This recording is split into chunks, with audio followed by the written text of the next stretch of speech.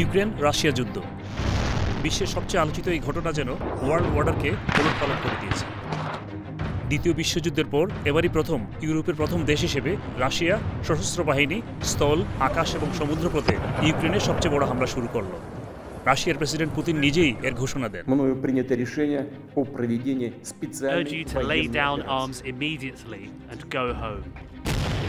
বুধবার পর্যন্ত ইউক্রেনে রাশিয়া হামলার 14 দিন। এখনও দেশটির অনেকগুলো শহর ঘিরে রেখেছে রাশিয়া।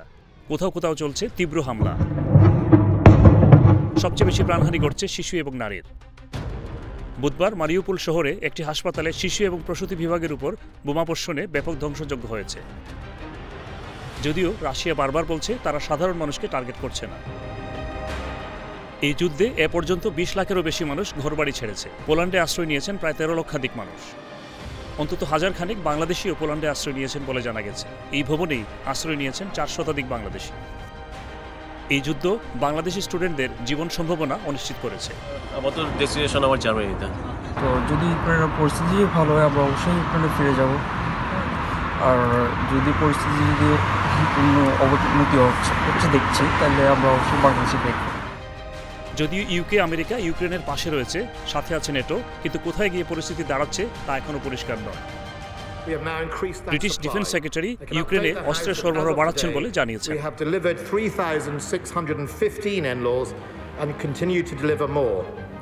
এদিকে ব্রিটিশ পার্লামেন্টে ইউক্রেনের প্রেসিডেন্ট জেলেনস্কি প্রথমবারের মতো বিদেশি প্রেসিডেন্ট হিসেবে বক্তৃতা করলেন। We will employ every method that we can. Diplomatic, humanitarian and economic, Mr. Speaker, until Vladimir Putin has failed in this disastrous venture. Labour stands for the unity at home and abroad that will isolate the Putin regime. এই যুদ্ধে Britain বা কমিউনিটিতে কি প্রভাব সৃষ্টি করবে প্রশ্ন ছিল কমিউনিটি নেতা ব্যারিস্টার আতাউর রহমানের কাছে। প্রতিটা জিনিস 50 pence 60 pence আপ হয়ে গেছে। আচ্ছা, রাশিয়া যেহেতু one of the supplier for Europe, whole ইউরোপের জন্য, শুধু ব্রিটেন না, তো স্বাভাবিকভাবে আমি তো মনে করি গ্যাস এবং যেটা ইলেকট্রিসিটি সব কিছুরই আরও মানে এমনিতেই তো বাড়ার কথা ছিল এপ্রিলে, তো এটার ইম্প্যাক্ট তো অবশ্যই আরও বেশি পড়বে আমাদের। রেস্টুরেন্ট ইন্ডাস্ট্রিকে নিয়ে কাজ করা পার্পল আইর এই সিইও বললেন সবকিছুতেই প্রভাব পড়বে, এমনকি সামান্য ডেলিভারি খরচও বাড়বে। The fuel cost will go up, so travel cost, especially delivery cost will go up. Even the raw materials, with basic things like chicken, the materials cost will go up. I mean everything, the barrel price almost 30-40% gone up, and it's going to go constantly go up if the war goes ahead. যদিও রাশিয়ার গ্যাসের উপর ততটা নির্ভরতা নেই বলে চ্যানেলসকে জানালেন small business minister. We are fortunate in this country that we are only 3% reliant on Russia for gas.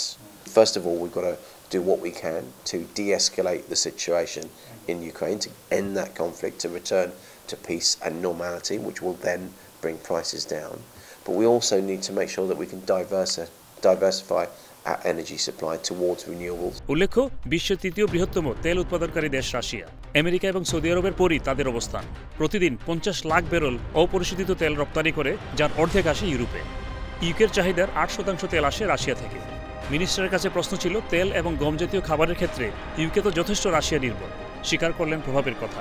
Yeah, there were world supplies, sort of grain and wheat, there's glass, there's all their bottles come from Russia because glass is cheaper in Russia. So undoubtedly it's affecting global supplies. That has that effect on inflation. NATO is a child of the Cold War.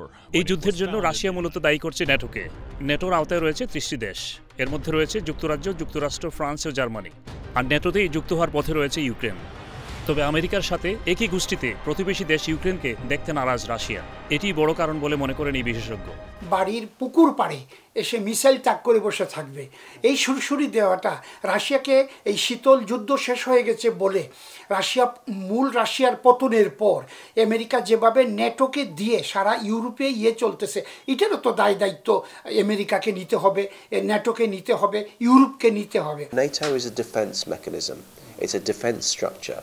It wasn't NATO, it wasn't the UK that put 120,000 soldiers on the Russian border with the Ukraine. It wasn't NATO or Russia or the UK that made the call to bring those soldiers in to Ukraine, who were just going about their business. They wanted to just live a normal, free life.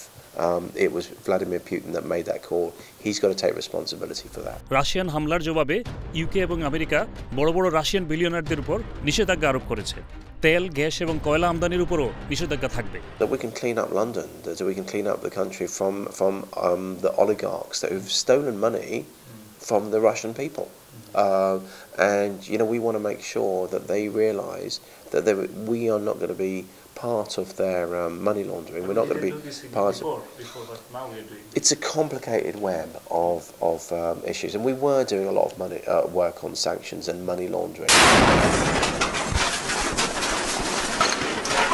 সব মিলিয়ে নতুন এক মহাসংকট সৃষ্টি হয়েছে বিশ্বে।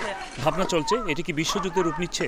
I hope not, but there is a possibility it could escalate. But I think if you look at what happened last week, the nuclear plant in Ukraine was actually shelled and it caught fire. But luckily, nothing disastrous happened.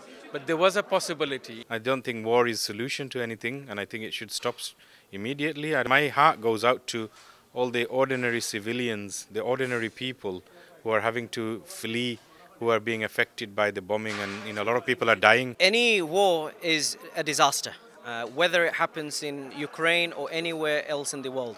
Our responsibility is to make sure that we do our bit to stop the war. Sadly, what we're seeing is a trend that the similar situation when it's happening in the Muslim countries, the disaster is seen as a different. We are all human beings and we all want to be peaceful human beings in this world regardless of our race, culture or religion.